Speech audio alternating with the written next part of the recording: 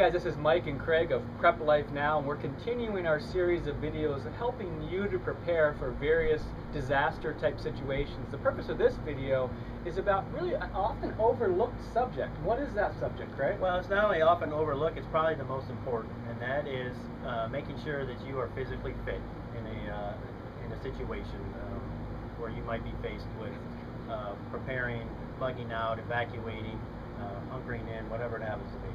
So before we get into that, just let's take a step back and understand what is prepping and what are some basic scenarios where you would need to prepare. Sure, prepping is preparing, and it could be preparing for a number of things. It could be weather events such as a hurricane, tornado, fires, earthquake, anything like that, snowstorm.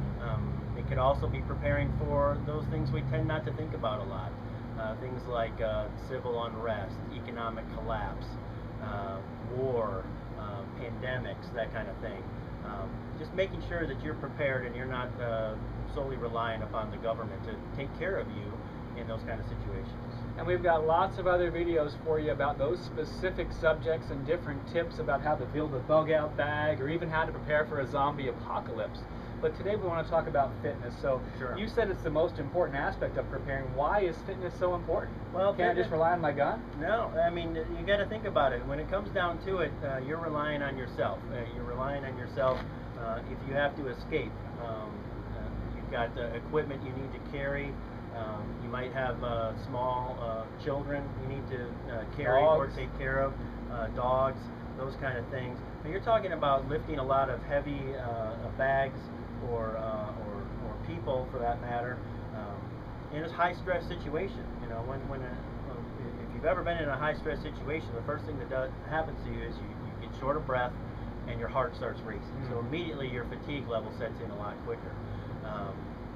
So in those kind of stressful situations, you want to make sure you're as physically fit as possible, because all this other stuff doesn't matter. You can have as much stores of food and water and guns and ammunition, but if you can't, help your child, carry your child to a safe place or something like that, or even just run yourself to someplace safe, what good does it all do? Yeah, that's a great point, because I mean, I look back at this bug-out bag right here. This is not a light situation. Even though it's on wheels, sometimes, even if you're just pulling that, that's hard enough. But if you have to carry that at some point, you really need to be in great shape. So, what are some tips that you can give us? I mean, obviously we know we can go to the gym, right? But are there other ways that we can try to just stay fit?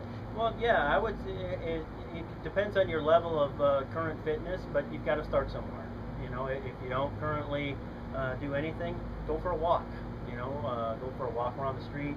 If you've got a spouse or a significant other, go for a walk with them. It's a good time to spend with each other, and then build up from there. If you've got small children, maybe put them in a wagon or a stroller or something like that. Make it a family event.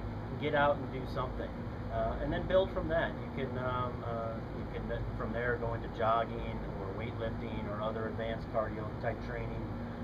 But the key is to do something and get yourself in shape. So if something does happen, you're already ready. And even you can even make it fun. I mean, I know we've done various events like mud run races, like Tough Mud or Savage Race, things like that, where you're actually getting down and getting dirty. And although we enjoy that, that is kind of part of preparing as well too. Can you describe what some of the things you face in those types of situations? Yeah, I mean, those are great because you're faced with obstacles.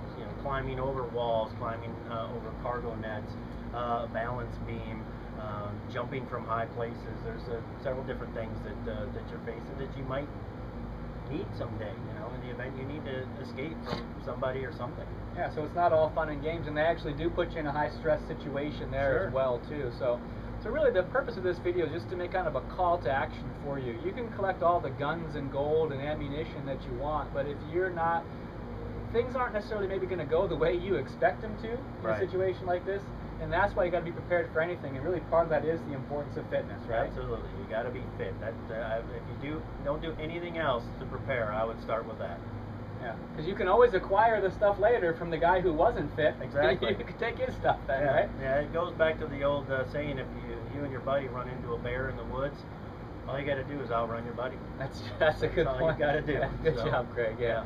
So we just really touched on this subject here. We'd love to know what your tips are on this subject as well too, or anything. So if you have tips to share with us at Prep Life Now, we'd love to hear from you. We appreciate you watching. Thank you so much. Thanks.